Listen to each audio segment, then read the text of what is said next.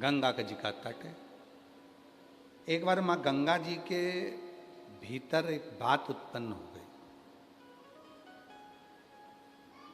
कि ये संपूर्ण जगत का कल्याण अगर कर रही हूं तो मैं कर रही। और शिव पुराण क्या कहती है कि जब भगवान की शरण में रहो तो ये विचार मत करना कि सब मैं कर रहा हूं। प्रभु आपकी कृपा से सब काम हो रहा है।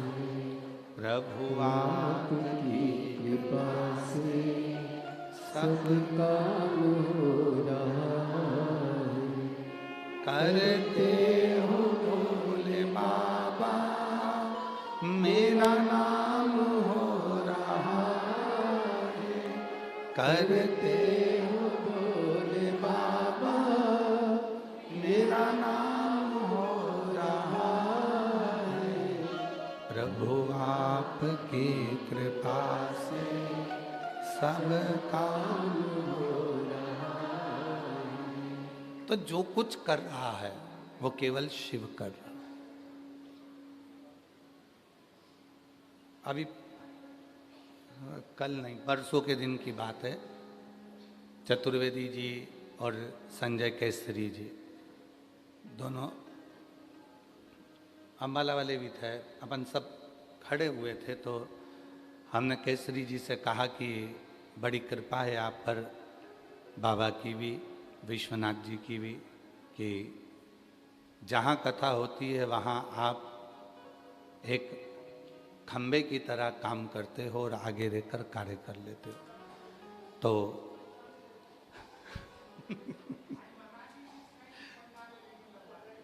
बाबा की कृपा है।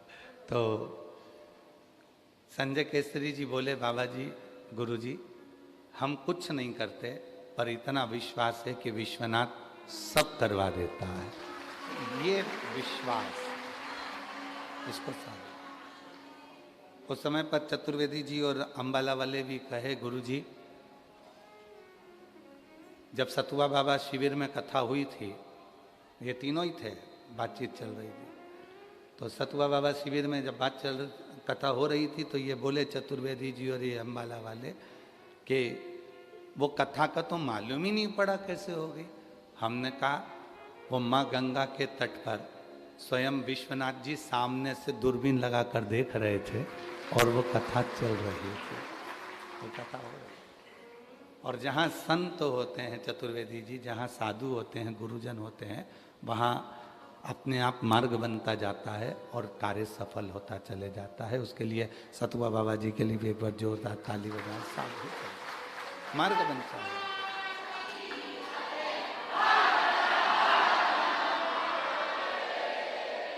शिव तत्व है।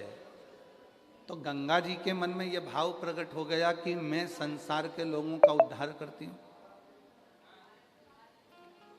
मैं संसार के लोगों का उद्धार कर रही हूं, मैं संसार के लोगों का कल्याण कर रही हूं। पर शिव जी ने देखा कि गंगा भीतर से थोड़ा सा अभिमान लेकर आ गई, थोड़ा सा। और वो तिल मात्र भी जो अभिमान होता है, तिनके के बराबर भी जो अहंकार होता है, वो व्यक्ति को बर्बाद कर देता। एक रत्ती का भी अहंकार यदि आपके अंदर है तो वो बर्बाद कर देता, वो नष्ट करने वाला। काया का, माया का, वैभव का, सत्ता का, कुर्सी का, पद का, प्रतिष्ठा का, यश का, ये अभिमान हमें बर्बाद कर देता। शिव जी के परम भक्त बनने वाले को सबसे पहली चीज चाहिए कि अपने भीतर के अहंकार को समाप्त करे। कामदेव ने क्या कह दिया था? किसकी समाधि तोड़ने की बात करते हो? शिव की। वो मेरा साड़ू भाई है, मेरा रिश्तेदार है, मैं रति का पति हूं तो वो सती का पति है। ससुर भी उसको नहीं गिनता, ये शब्द थे कामदेव जी के। कामदेव जी कह रहे हैं कि स्वयं दक्ष प्रजापति भी नहीं गिनता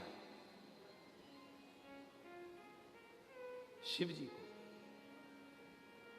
देखो, एक बोलने का तरीका होता है कि दक्ष प्रजापति भी नहीं गिनते, तो उसमें एक समर्पण हो गया, सम्मान हो गया। पर जब शब्द आया कि दक्ष प्रजापति भी नहीं गिनता, तो वो शब्द अहंकार का है। ते और ता दोनों में अंतर है, दोनों में अंतर।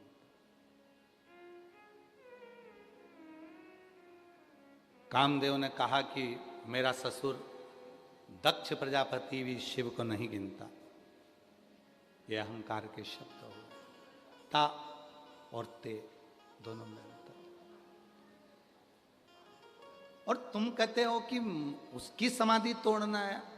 अब उनकी और उसकी, उनकी में समर्पण है और उसकी में अहंकार।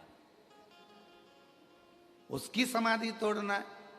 देवताओं से कहा वो तो मेरी चुटकी का खेल है, एक क्षण में मैं शिव की समाधि को तोड़ दूंगा। एक क्षण में शिव की समाधि तोड़ दूंगा। और महाराज अहंकार रखकर कामदेव गए, और जो कामदेव जी अहंकार रखकर गए और तीक्ष्ण तीक्ष्ण बाण छोड़ते रहे, छोड़ते रहे, छोड़ते रहे, शिव की समाधि को नहीं तोड़ पाए।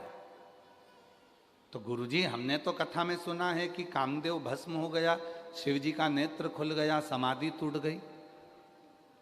जिन्होंने शिव महापुराण की कथा को नहीं सुना, जिन्होंने शिव महापुराण की कथा को नहीं पढ़ा, जिन्होंने स्कंद पुराण के काशी खंड को, अवंतिका खंड को, रेवा खंड को नहीं पढ़ा, वो इस तरह की बात करते हैं कि शिव जी की समाधि को कामदेव ने तोड़ दिया। वो ये बात करते हैं, पर सत्य बात क्या है? शिव जी नेत्र बंद कर कर बैठे हुए थे, समाधि में लीन थे, और उनकी धर्म पत्नी मां सती उनके हृदय में आकर बैठ गई और कहा, प्रभु, ए नाथ, ए प्रभु, मेरे पिता के अभिमान में मैं खुद जलकर भस्म हो गई।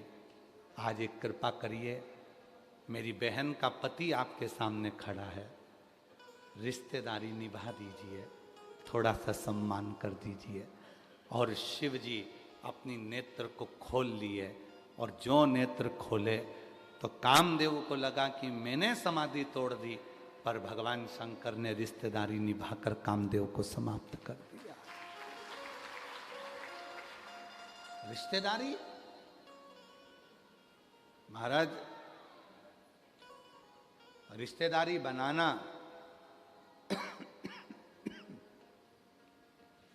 और रिश्तेदारी निभाना दोनों में अंतर है। बनाना सरल है, निभाना कठिन है। रिश्तेदारी बनाने में टाइम नहीं लगता है। तुम हमारी बहन बन जाओ, तुम हमारे भाई बन जाओ, तुम हमारे काका बन जाओ, तुम्हारी काकी बन जाओ, तुम मामा बन जाओ, तुम फूफा बन जाओ, तुम हमारे दोस्त बन जाओ, तुम ये बन जाओ, तुम। रिश्तेदार बनना बहुत सरल काम है, पर रिश्तेदार बनकर अंतिम क्षण तक निभाना ये बहुत कठिन काम है। दुनिया का सबसे कठिन काम रिश्तेदार बनकर निभाना।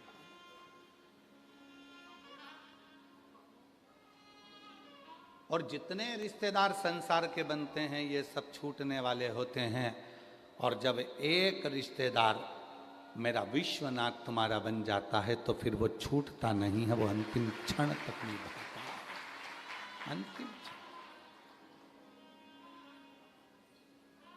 वो रिश्तेदार है।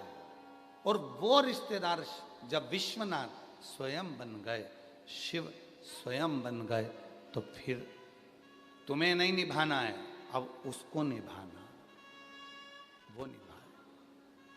और अंत समय प्रभु आना पड़ेगा, वचन दिया तो निभाना पड़ेगा। आए ना आए प्रभु कुटुंब कभी ना, अंत समय प्रभु वचन दिया तो निभाना पड़ेगा, अंत समय प्रभु आना पड़ेगा। वो रिश्ता, वो नाता, वो कुटुंब, वो कबीला, संसार का जो रिश्ता है वो छोटा है, परमात्मा का जो रिश्ता है वो बड़ा है। और वो रिश्ता अगर एक बार जुड़ गया तो तुम्हारी जिंदगी के जितने टेंशन हैं वो सारे टेंशन देवाधिदेव महादेव के हो जाएंगे और तुम आनंदित हो जाओगे। बाबा जी, केदारखंड में ये कथा चल रही है, आपने वर्णन किया था। यह कथा केदारखंड के अंदर हो रही है, काशी के केदार गौरी जी का मंदिर है। विश्वनाथ जी की इस परिधि में केदार गौरी का मंदिर एक ऐसा मंदिर है जिसके लिए स्कंद पुराण में काशी खंड में लिखा है कि जब केदार गौरी के मंदिर के अंदर हम 7 कदम चल लेते हैं तो 7 जन्म के अश्वमेध यज्ञ का फल एक ही क्षण में प्राप्त हो जाता है, एक क्षण में प्राप्त हो जाता है। और जिस केदार खंड में कथा चल रही है, जिस केदार खंड में कथा चल रही है काशी के विश्वनाथ जी की कृपा से, केदार गौरी के उस केदार खंड में जो कथा चल रही है उसके लिए कहा गया कि व्यक्ति के जीवन के जो संचित पाप होते हैं, संचित पाप, कितना सुंदर वृत्तांत है। एक राहगीर काशी आया,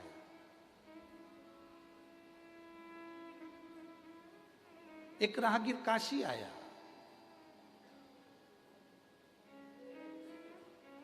पूरी काशी में भ्रमण किया।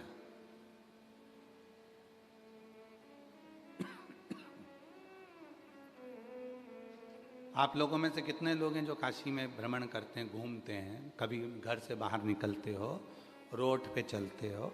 चलते हो? ठीक है, ठीक है, रखिए। हम नहीं निकलते इसलिए हम आपसे पूछ रहे हैं, हम नहीं निकलते। आपको मालूम होगा बाबा जी, शायद कहने में मुझसे गलती हो जाए, क्षमा करिएगा, और पूरी दुनिया वालों से जितने भी मेरे श्रोता हैं उनसे भी हाथ जोड़कर क्षमा मांगता हूं जो शब्द कहने जा रहा हूं उसके लिए। तीर्थ में भजन करो, एक जगह बैठो, दर्शन करो, पर तीर्थ में व्यर्थ किसी गली मोहल्ले चौराहे पर ना घूमो। उसकी कथा चल रही है, हो सकता है हमारी बात का बुरा लग जाए किसी को। क्यों? ये केदार खंड की कथा कर रही है, केदार गौरी के मंदिर का प्रमाण कर रहा है। एक राहगीर आ गया, बहुत भक्ति वाला था, बहुत भजन वाला था, पर काशी में आने के बाद जिन गलियों में जाता था उन गलियों में ही कुछ ना कुछ बुराई ढूंढ लेता था। इतना कीचड़ पड़ा है, क्या देखा जा रहा है? विश्वनाथ जी की भूमि है, गंदी हो रही है, कचरा पड़ा है, पानी पड़ा है, रास्ते में कीचड़ हो रहा है, ये विश्वनाथ जी की भूमि है। तुम किसको कहना हो, किसको बोल रहे हो? विश्वनाथ जी को, विश्वनाथ जी को। विश्वनाथ जी की भूमि है, इतना कचरा हो रहा है। विश्वनाथ जी की भूमि है, ऐसा हो रहा है। विश्वनाथ जी की भूमि है, ऐसा हो रहा है। लोग ब्रज जाते हैं, ब्रज की दर्शन करते हैं, गिरिराज जी की परिक्रमा करते हैं, राधा जी की बरसाने की परिक्रमा करते हैं, ब्रज की परिक्रमा करते हैं। और कई लोग कहते हैं कि हमने परिक्रमा में देखा इतनी गंदगी थी, वहाँ ऐसा पड़ा था, वहाँ वैसा पड़ा था। अरे भाई, एक बार स्कंद पुराण को, काशी खंड को उठाकर पढ़िएगा। राहगीर की कथा कहती है, वो राहगीर आया था तप करने के लिए, आया था भजन करने के लिए, आया था काशी मंत्र जाप करने के लिए, पर वो स्थिर ना रहकर यहाँ वहाँ भ्रमण करा और भ्रमण करने में उसने सब चीज़ों में गलत देखा। अंत में उसके शरीर में एक रोग हो गया, एक रोग, वो शरीर के एक रोग से ग्रसित हो गया। और रोग भी ऐसा था कि वो रोग साधारण नहीं था, उसका शरीर पूरा गलने लगा, पूरा शरीर। आप तो विश्वनाथ की धरा पर रहते हो तो आपको ये कथा याद होगी। केदारखंड में जो रहते हैं उनको इसमें स्मरण होगा, याद होगा। शरीर में ऐसा रोग हो गया कि वो शरीर का पूरा शरीर धीरे धीरे गलने लगा, और गलने लगा तो वो नीचे की ओर गिरने लगा। बड़ा दुखी हुआ। एक दिन गुहार करने लगा विश्वनाथ जी से, गंगा का स्नान कर कर, मैंने तो सुना था गंगा तरण तारण है, मैंने तो सुना था कि गंगा मुक्ति दे देती है, मैंने तो सुना था कि विश्वनाथ सबके संकट हर लेते हैं, दुख हर लेते हैं, कष्ट हर लेते हैं, इसलिए मैंने ये सुना था, पर मैं तो आज शरीर से ग्रसित हो गया। मैं शरीर से आज बीमारी से ग्रसित हो गया। ये क्यों, किस लिए? तभी एक संत निकल कर जा रहे थे गंगा स्नान कर कर, जो अपनी कुटिया से कभी बाहर नहीं निकलते थे। संत, साधु, सन्यासी, तपस्वी, साधक, उपासक, एक अच्छा शिव का भक्त जिस जगह पर रहता है, अगर काशी में आया है तो उसको दर्शन करना है, दर्शन करके सीधे अपने कक्ष में जाना है,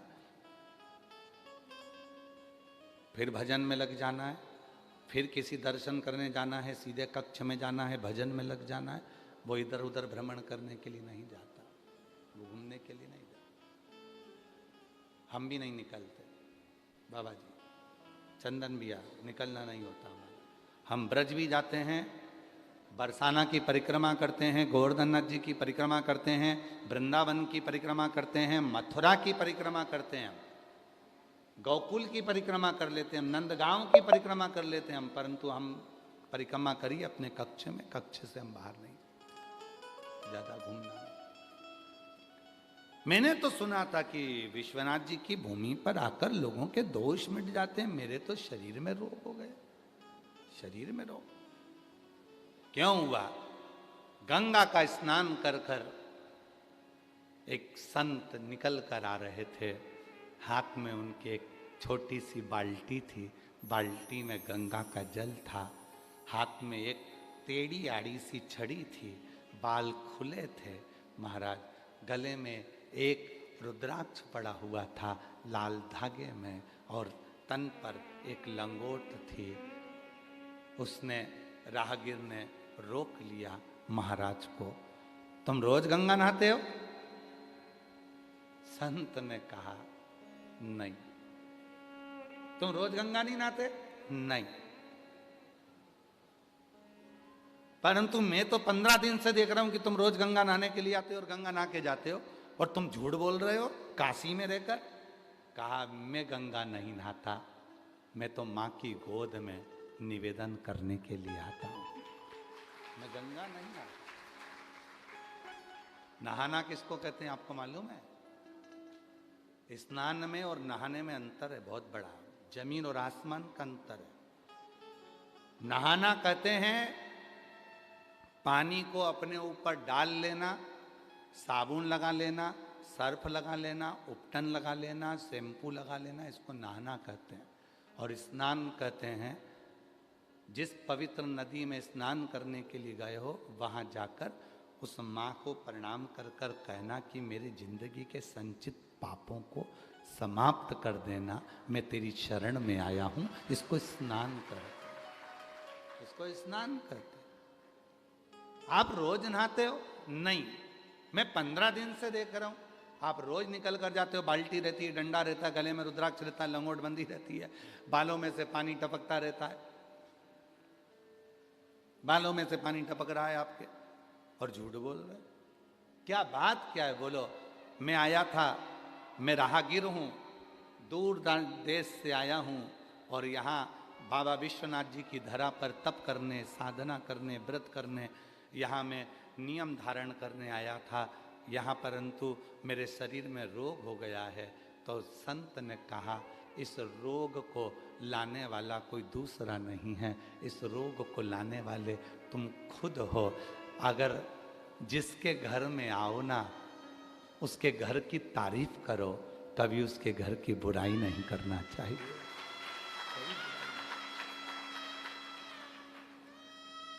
जो काशी में रहकर अगर काशी की बुराई करें, जो अवंतिकापुरी में रहकर अवंतिकापुरी की बुराई करें, जो सीहोर नगरी में रहकर बाबा कुबरेश्वर की भूमि पर रहकर ही सीहोर की बुराई करें, जो सोमनाथ में रहकर सोमनाथ की बुराई करें, जो ब्रज में रहकर ब्रज की बुराई करें, जो अयोध्या में रहकर अयोध्या की बुराई करें, समझ लेना उनके बराबर संसार में कोई नरक भोगने वाला नहीं होगा, उनके जैसा कोई पापी नहीं होगा। आप अच्छाई देखो ना, अच्छाई देखो।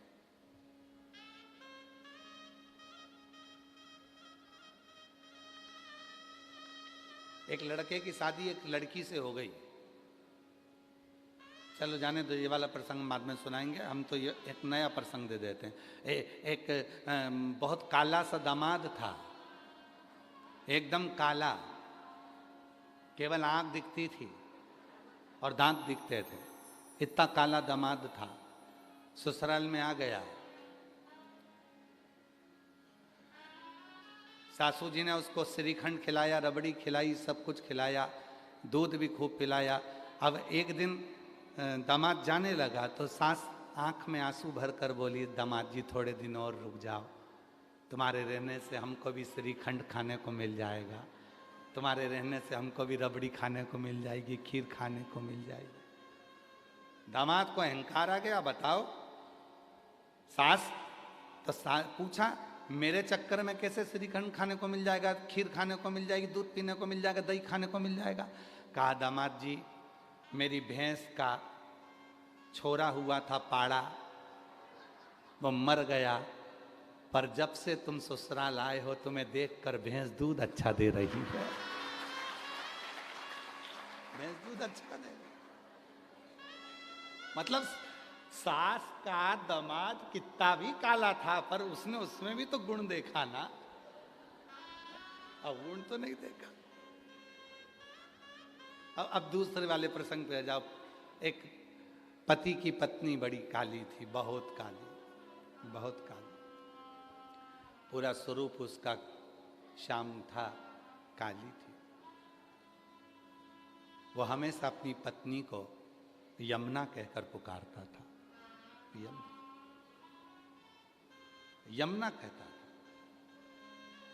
एक दिन बहुत दुखी हुआ तो किसी ज्योतिष आचार्य के पास पहुंचा और ज्योतिष आचार्य से कहा कि मैं तकलीफ में हूं, तो उसने कह दिया कि तुम्हें 7.5 चल रहा है। 7.5? हाँ, 7.5 शनि लगा है। उसने सुनते से ही ज्योतिष आचार्य से कहा कि मुझे 7.5 कभी नहीं लग सकता, क्योंकि मेरी पत्नी का नाम यमुना है और वो शनि महाराज की बहन है, तो मुझे कैसे लग सकता? वो शनि महाराज की बहन है, उसका भी वर्ण काला है, श्याम है, मैं उसको यमुना कहकर पुकारता हूं। अच्छा ही देखी तो शनि ने भी हाथ जोड़ लिए कि इसका कुछ नहीं बिगाड़ सकता, क्योंकि इसकी धर्म पत्नी का नाम यमुना है और श्याम वर्ण है इसका, मैं बिगाड़। लोग कहते हैं कि कोई काला है तो उसको काला कहा जाए। अरे भाई जरा स्मरण तो करो, राहु केतु शनि मंगल 4 ग्रह ऐसे होते हैं जो क्रूर ग्रह हैं, उन क्रूर ग्रह ने भी हाथ जोड़े हैं। अगर किसी के शरीर पर काला तिल होता है, किसी के शरीर पर काला स्वरूप होता है, कोई अगर श्याम वर्ण का होता है, तो मंगल शनि राहु और केतु उसके ऊपर कभी चढ़ते ही नहीं है, क्योंकि उसको यम और शनि की बहन का स्वरूप माना जाता है। आज भी नियम है, स्त्री के उल्टे हाथ में अगर काला तिल है तो वो श्रेष्ठ माना जाता है, पुरुष के सीधे हाथ में काला तिल है वो श्रेष्ठ माना जाता है, उसकी श्रेष्ठता होती है। उसको श्रेष्ठ माना जाता। अब तुम सब अपने अपने हाथ देखने में लग गए। तुम वाराणसी वाले कम थोड़ी ना हो, पक्के ही हो तुम भी है। बोल बम का नारा है। तो यहाँ हमें बुरा नहीं देखना, हमें तो अच्छा देखना है। सर्व है, सब में अच्छा देखिए, सब में श्रेष्ठ देखिए।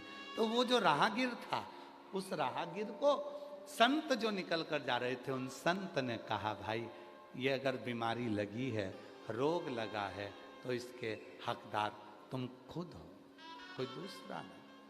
इसके हकदार तुम खुद हो, कोई दूसरा नहीं। कोई दूसरा इसका हकदार नहीं है।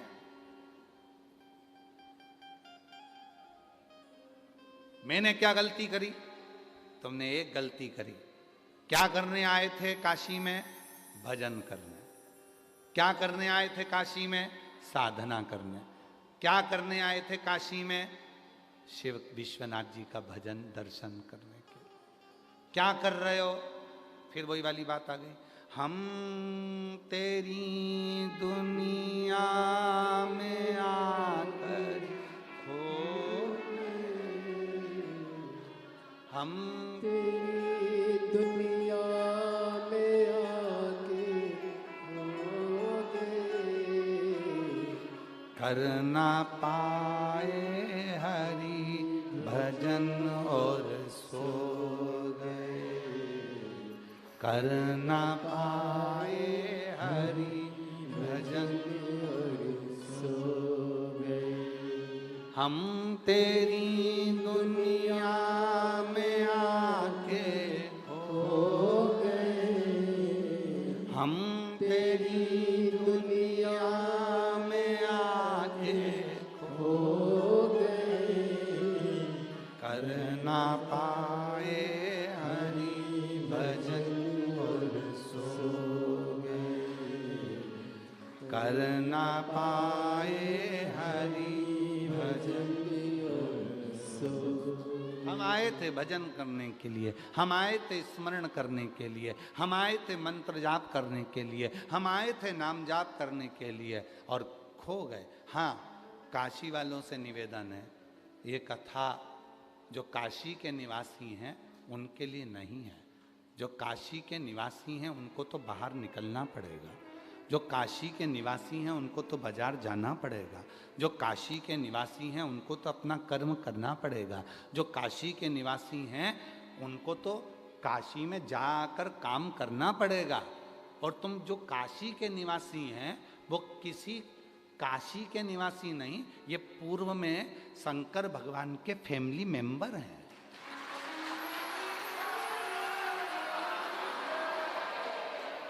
ये शिव के फैमिली मेंबर हैं, वरना तुम और काशी में रह लो, मुश्किल है, फालतू की बात। आप सब शिव जी के रिश्तेदार हो, पुराने पुराने। जितने काशी के निवासी बैठे हुए हैं सब देवाधिदेव महादेव के रिश्तेदार हैं, सब जितने भी हैं। और उसमें कोई भेद नहीं है, कोई कहे कि हम ब्राह्मण, हम क्षत्रिय, हम वैश्य, हम शूद्र, ना ना ना ना, सब जितने काशी के वासी हैं, काशी में रहने वाला, झाड़ू लगाने वाला, काशी में ड्यूटी करने वाला, काशी में पुलिस प्रशासन में रहकर सर्विस करने वाला, नौकरी करने वाला। जरा विचार करना, नौकरी तो तेरी उत्तर प्रदेश के किसी दूसरे जिले में लग जाती, काशी में लगी है, मतलब तू शंकर जी का, विश्वनाथ जी का पुराना रिश्तेदार है, इसलिए तुझे यहाँ बुलाया गया। एक नियम चलता है, आप लोगों को एक नियम चलता है, जब जो मंत्री बैठता है, जो राजा बैठता है, जो मुख्यमंत्री बैठता है, जो राजा बैठता है, वो अपने जिले में अपने खास आदमी को रखता है। तो यहां विश्वनाथ जी सब कुछ है, तो तुम सब खास हो, इसलिए तुम्हें यहां रखा, तुम सब खास। अच्छा, तुम्हें अकड़ तो बहुत रहती होगी कि हम विश्वनाथ वाले, हम विश्वनाथ वाले। और होना भी चाहिए जी। अगर अकड़ करो, थोड़ा सा अहंकार करो, तो करना अपने विश्वनाथ पर।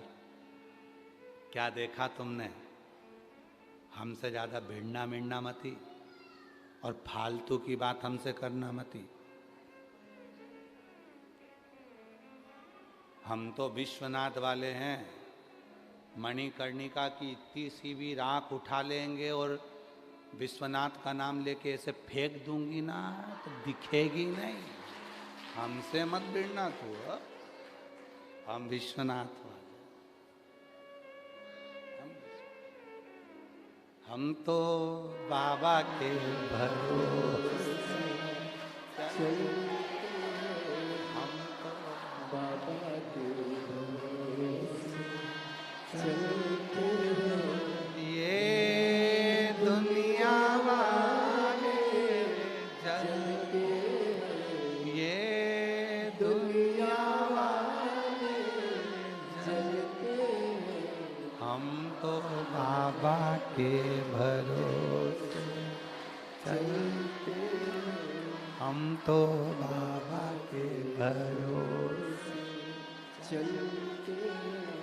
बाबा ने हमको चलना सिखाया। बाबा ने हमको चलना सिखाया। सब भक्तों से मिलना सिखाया।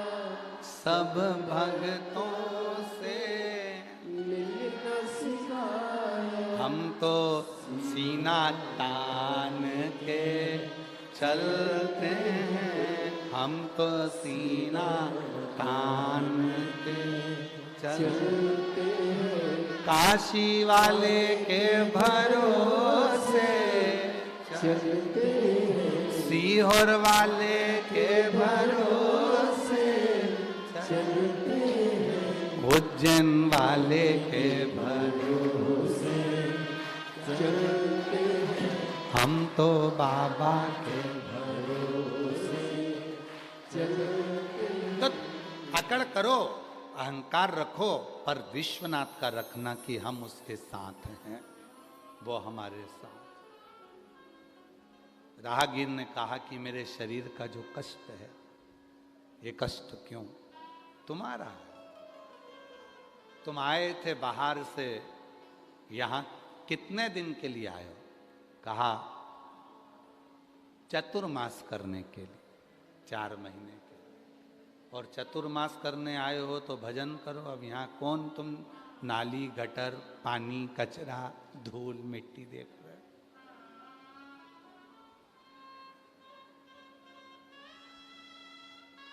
क्यों?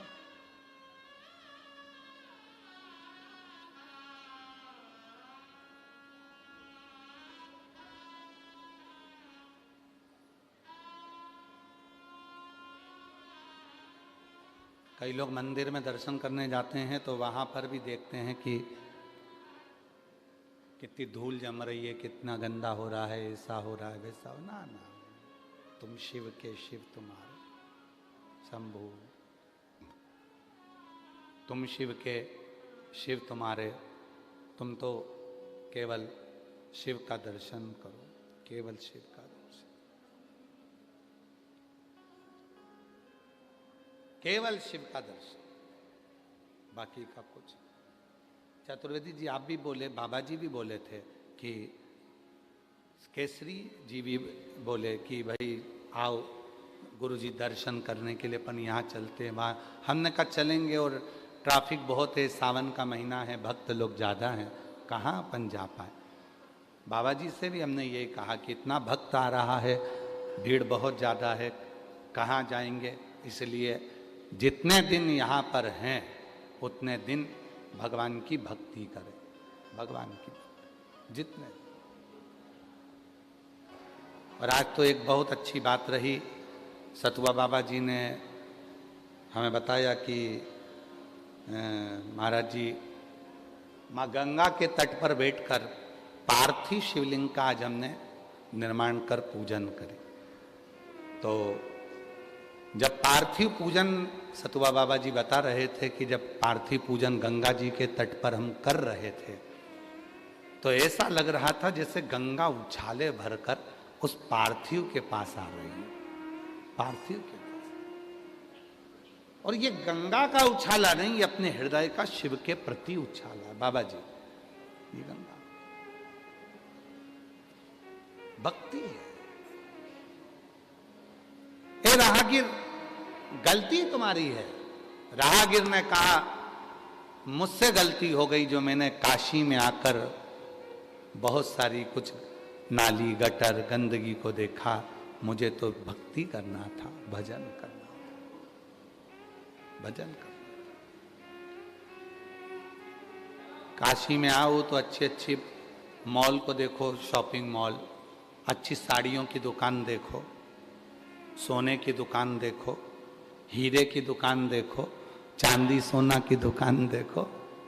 चंदन जी, काशी में आओ तो चांदी सोना की दुकान देखो, शॉपिंग मॉल देखो, हीरे की दुकान देखो, बनारसी साड़ियों की दुकान देखो, चाय की दुकान देखो, कचौड़ा की दुकान देखो, सब देखो।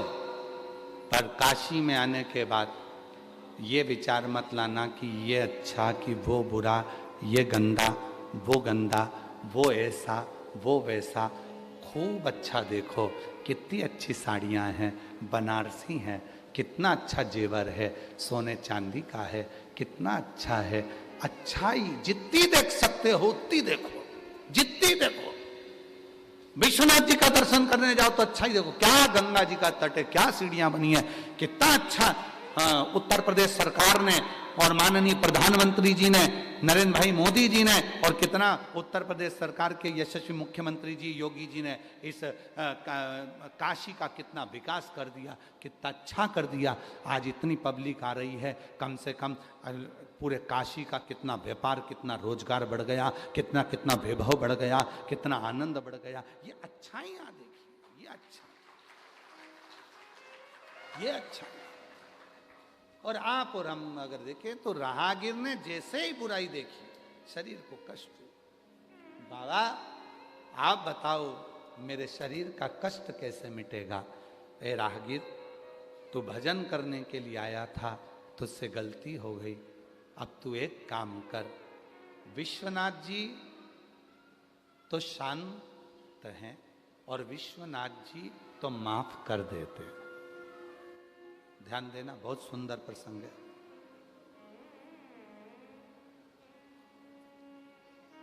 बहुत ध्यान देना जरा, बहुत सावधानी से, और बहुत अच्छी बात है। पूरा विश्व सुने इस बात को। विश्वनाथ जी शांत हैं, माफ कर देते। विश्वनाथ जी तो आपके और हमारे जैसे हैं।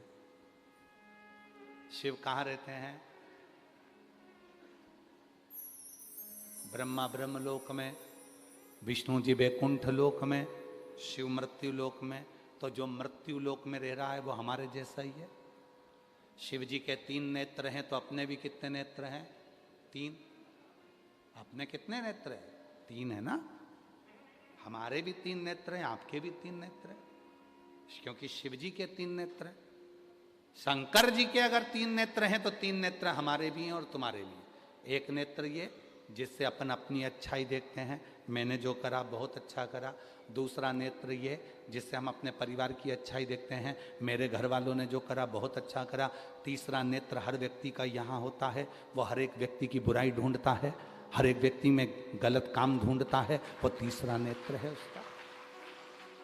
शिव जी के 3 नेत्र हैं तो आपके और हमारे 3 नेत्र हैं, क्योंकि शिव जी मृत्यु लोक के देवता हैं।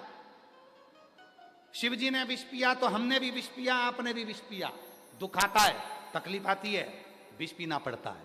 और विष पीते हो तब माता नील सरस्वती तुम्हारे कंठ में बैठती है, अर्थात उस दुख को सहन करने की शक्ति दुर्गा भवानी मां पार्वती ही देती है, दुख झेलने की। तो विष उनने भी पिया, विष अपन ने भी पिया। उनके गले में अगर विषधर है, उनके गले में सांप है, तो तुम्हारे भी गले में ये परिवार का जो बैया पड़ी हुई है, रिश्तों की जो बैया पड़ी हुई है, ये सर्प ही तो है। सर्प ही तो है। सब तो शिव कथा कर रही है। जो संत ने कहा काशी के घाट पर, मां गंगा के घाट पर, एक एक भारतवासियों को और विदेश में बैठे हुए एक एक सनातनियों की बुद्धि में वो बैठना चाहिए कि विश्वनाथ तो शांति से रहते हैं, विश्वनाथ तो शीतल हैं, विश्वनाथ तो करुणा सागर हैं, विश्वनाथ तो माफ करना जानते हैं, विश्वनाथ तो तुमको क्षमा कर देते हैं। कौन क्षमा करते हैं? जम के बोलो जरा। विश्वनाथ। विश्वनाथ क्षमा कर देते हैं। इंसान क्षमा करता है, इंसान क्षमा करता है, पर कर्म कभी क्षमा करते हैं क्या? जैसा कर्म करोगे वैसा तो तुमको भोगना पड़ेगा। विश्वनाथ क्षमा कर देते हैं। तूने काशी में आकर जो गलत विचार रखे, तूने काशी में आकर जो गलत सोचा, तूने काशी में आकर गलत दृष्टि रखी, तूने काशी में आकर गलत गलत विचार करे, तूने काशी में आकर गलत काम करा, तो विश्वनाथ तो क्षमा कर देंगे, वो तो सहज है। पर कर्म का भोग तो भोगना पड़ेगा। तो राहगीर ने कहा विश्वनाथ क्षमा कर देंगे, तो उन्होंने तो आजकल मार्केट में कुछ भी लेने जाओ, ऑप्शंस की कमी तो है नहीं। इन्वेस्टमेंट ऐप्स का भी वही हाल है, तो भरोसा किस ऐप पे करें? हेडफोन, एसी, फ्रिज, घर का सामान, ये सारी चीजें आप रेटिंग देखकर ही मंगवाते हो ना? तो सीधी बात है, ग्रो पर 4 करोड़ प्लस लोगों का भरोसा है और उनकी रेटिंग 4.7 की है। होगी ही ना? ना कोई हिडन चार्जेस और ना कोई एक्स्ट्रा पैसे। Mutual funds, stocks, ETFs, bonds, सब एक ऐप पे, और अकाउंट खोलने का सारा पेपर वर्क ऑनलाइन। तो वही भरोसे वाला फॉर्मूला लगाओ और ग्रो अपनाओ। Investment in securities market are subject to market risks. Read all the related documents carefully before investing. Gauri के मंदिर में जाओ। कर्म का भोग अगर नहीं भोगना है तो काशी में अगर आओ तो केदार गौरी के मंदिर में जाकर केवल पांव ही रखोगे, दर्शन ही करोगे, तो तुम्हें कर्म का दंड नहीं भोगना पड़ेगा। कर्म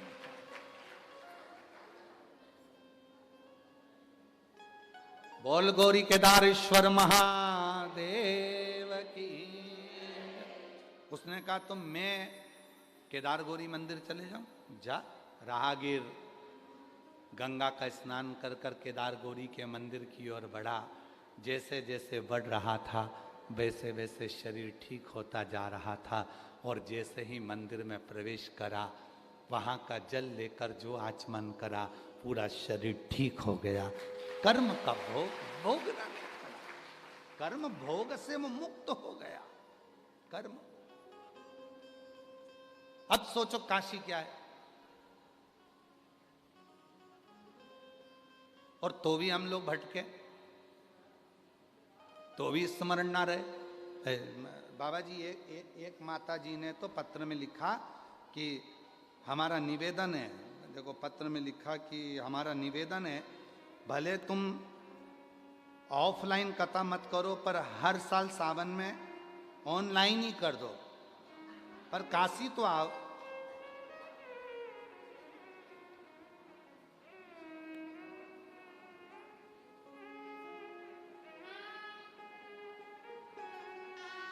महाराज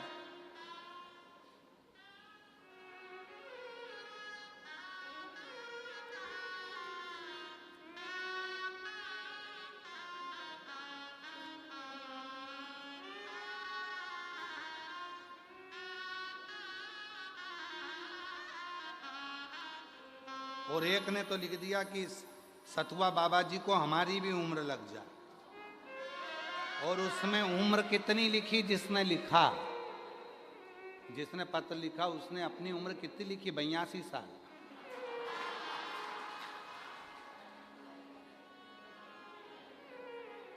और वो लिख रही है कि सतुआ बाबा जी को हमारी उम्र लग जाए। अब तेरी बच्ची कितनी? देखो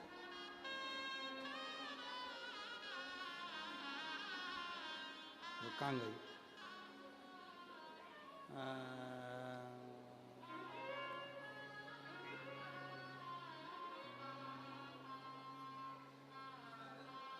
मीना जायसवाल, पति श्री दीनानाथ जायसवाल। ये पत्र हमारे घर के बुजुर्ग लिखे। ठीक है, कहीं बैठी है? हाँ यही है। आ जाओ आ जाओ आ जाओ, सतुआ बाबा जी को उम्र दी तो आ जाओ। इनके बुजुर्ग ने पत्र लिख कर भेजा और उम्र लिखी 82। तो हमने कहा बताओ गजब है बाबा, सतुआ बाबा तुमको काशी बुलाते रहते हैं, इनको हमारी भी उम्र लग जा। और खुद की उम्र 82। अब हम हिसाब जुड़वाए, अभी सो तो 82 से कितनी बची है, विचार करें। पर प्रेम है बाबा जी आपके प्रति, स्नेह कि ऐसी ही अविरल गंगा काशी में बहती रहे, ये सबके हृदय का भाव। बाबा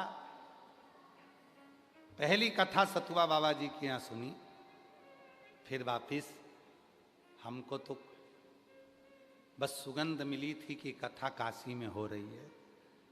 सूंघते सूंघते पहुंच गए यहाँ और बाबा की कृपा से कथा सुनने का मौका मिल गया। बाबा बहुत तकलीफ में थी, पर जब से कथा सुनना प्रारंभ करा तब से मेरे बाबा ने झोली भरना प्रारंभ कर दिया।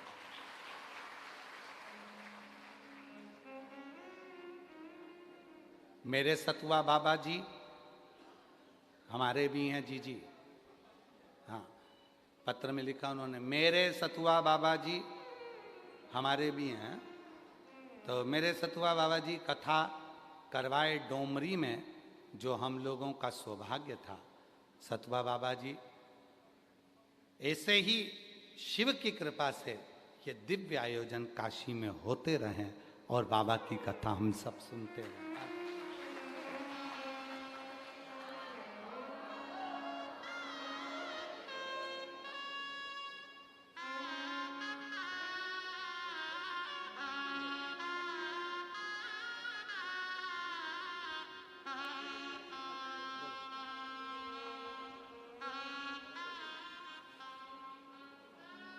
एक पत्र और है, बड़ा सुंदर आया है।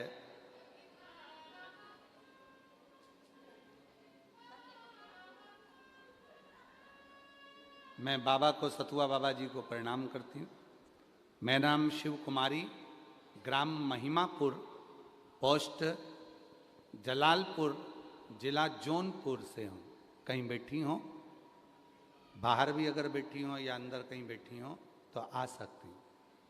मेरा नाम शिव कुमारी, ग्राम महिमापुर, पोस्ट जलालपुर, जिला जौनपुर से हूँ। गुरुजी, मैं आर्थिक रूप से बहुत कमज़ोर थी, बहुत परेशानी थी। फिर एक दिन टीवी पर आपकी कथा सुनी, आप जैसा जैसा विधि विधान बताए मैं वैसे वैसे की। आज मेरे परिवार में सब कुशल मंगल है। मेरे छोटे बेटे की यूपीएससी में नौकरी लग गई और एक मेरी बेटी टीचर की तैयारी कर रही है। महादेव की कृपा से उसकी भी नौकरी लग गई। रात दिन कथा सुनती हूँ, बाबा से प्रार्थना करती हूँ और बाबा की ऐसी कृपा हुई गुरुदेव कि बहुत आर्थिक तंगी में ज़िंदगी जी रही थी, पर मेरे बेटे का यूपीएससी में होना और मेरी बेटी का टीचर में होना, ये मेरे बाबा की ही कृपा है, शिव की कृपा से प्राप्त हुई। कहीं बैठी हो, शिव कुमारी जी, ग्राम महिमापुर, पोस्ट जलालपुर, जिला जौनपुर से हैं। कहीं बैठी हो तो आ सकती हैं। एक पत्र और बड़ा सुंदर है। बनारस महान संत सतुआ बाबा व बाकी गुरुजनों के पैर छूकर पूरे परिवार की तरफ से चरण वंदन।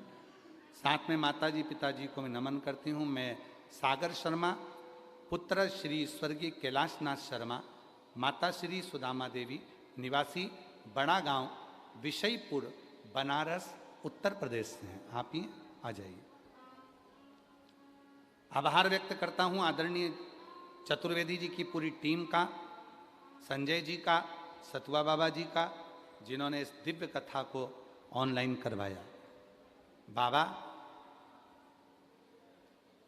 ऑनलाइन अभिषेक करने का क्या फल होता है ये हम जानते हैं, मेरे बड़े बेटे की शादी 2016 में हुई थी।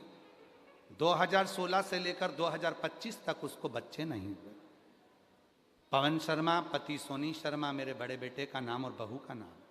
जब बच्चे नहीं हुए, डॉक्टरों ने मना कर दिया था कि इनको औलाद नहीं होगी। तब किसी ने कहा कि सियोर वाला बाबा अभिषेक कराता है ऑनलाइन, उस अभिषेक को करने के बाद अगर उस बेलपत्री को उठाकर गोदी में रख लिया जाए और प्रार्थना करी जाए तो बच्चा जरूर होता है। बाबा की ऐसी कृपा हुई, सोचा नहीं था। 10 वर्ष के बाद बाबा की कृपा से मेरे बड़े बेटे के यहाँ बेटे ने जन्म लिया। हम बाबा को यहाँ धन्यवाद देने के लिए आए हैं, शिव को नमन करने के लिए। और जो जैसी भावना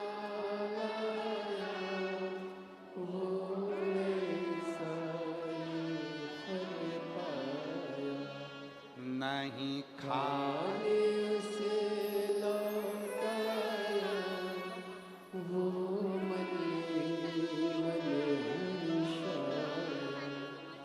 कर दिया माला माल काशी वाले, लुटा दिया भंडार काशी वाले, लुटा दिया भंडार काशी वाले, लुटा दिया भंडार काशी कर दिया माला माल काशी वाले, लुटा दिया भंडार काशी वाले।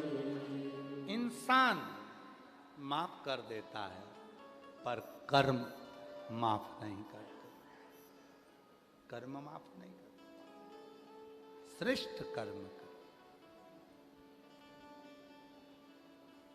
विश्वनाथ माफ कर देते हैं, पर अपने कर्मों की माफी मांगना है तो गौरी केदार के मंदिर में जाइए, प्रणाम करिए, नमन करिए और सुख पाइए, मिलता है। उसका फल खाली नहीं जाता।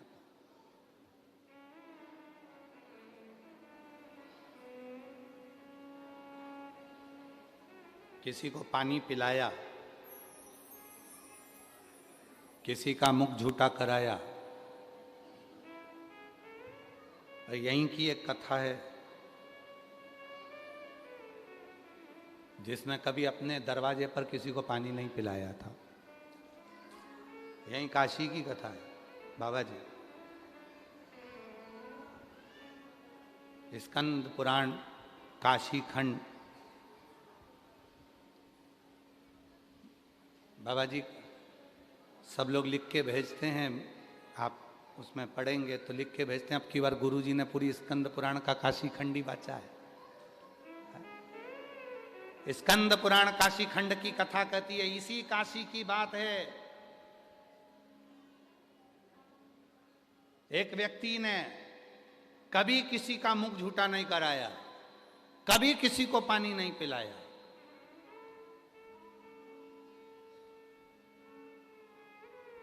बहुत भगत आते काशी में, कभी उसने अपने दरवाजे पर, अपने ओटले पर भी किसी को बैठने नहीं दिया।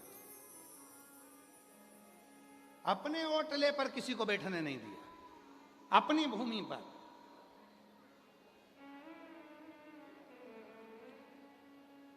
अरे भगवान की कृपा है, कौन किसके यहाँ आता है। अगर आज वो तो हम साधुता दें आप सबको कि कहीं कृपा बाबा की हो गई, कौन आता है। इतनी कथाएं होती है काशी वाले, हम आपसे पूछते हैं इतनी कथा काशी में होती है, आप कहीं जाते हो क्या। कहीं जाना नहीं हो पाता, कोई नहीं जा पाता। पर बाबा की कथा, कुबेर भंडारी की कृपा और विश्वनाथ जी की करुणा से आप लोग इस कथा में आए हो। किसी ने अगर अपना दरवाजा खोल दिया, जगह दे दी, बिठा दिया, तो उसमें कृपा तो शिव की है। इसी काशी की कथा है। और कपारदेश्वर महादेव की कथा है। कौन कौन गया है?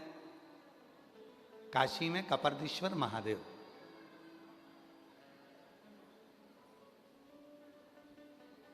पिशाच मोचन कुंड,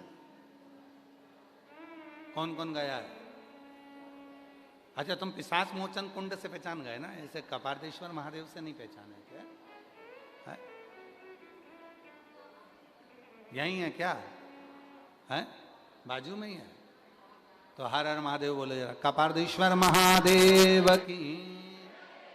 पिशाच मोचन कुंड, इससे तो पहचान गए ना तुम काशी वाले? ठीक है, अब तुम इस कथा को सुनो जरा, कितनी सुंदर कथा है। वर्णन किया, एक शंकुकर्ण नाम का एक ब्राह्मण था, रोज स्नान करता, रोज स्नान कर कर बाबा कपर्दीश्वर का पूजन करता, जल चढ़ाता, स्मरण करता, रोज प्रतिदिन।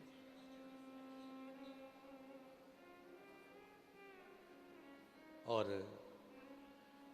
एक दिन शिव जी को जल चढ़ाकर आ रहा था, और शिव के जल का महत्व तो आप लोग जानते हो ना। शिव के जल का महत्व आप लोगों के स्मरण में होगा। जब हम शिव जी को एक लोटा जल चढ़ाते हैं, लोटे में उसी जल को झेल के 2-4 बूंद, 8 बूंद, 10 बूंद थोड़ा सा जल हम अपने घर पर लेकर आते हैं। उस जल की कितनी महत्वता है। अवंतिका खंड स्कंद पुराण का कहता है, शिव जी को चढ़ाए हुए जल का थोड़ा सा भाग जब हम लेकर अपने घर की ओर आते हैं, मार्ग में राह में, मार्ग में, राह में जितने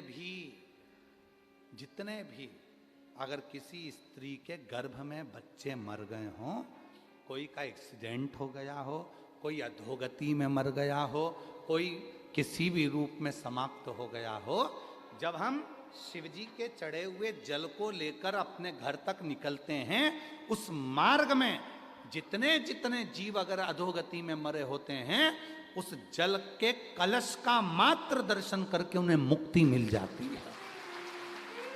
उन्हें मुक्ति मिल,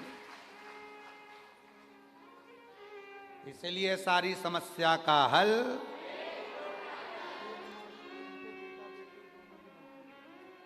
आपके बेटा यूपीएससी क्लियर करा और बेटी भी टीचर का जोरदार ताली बजा।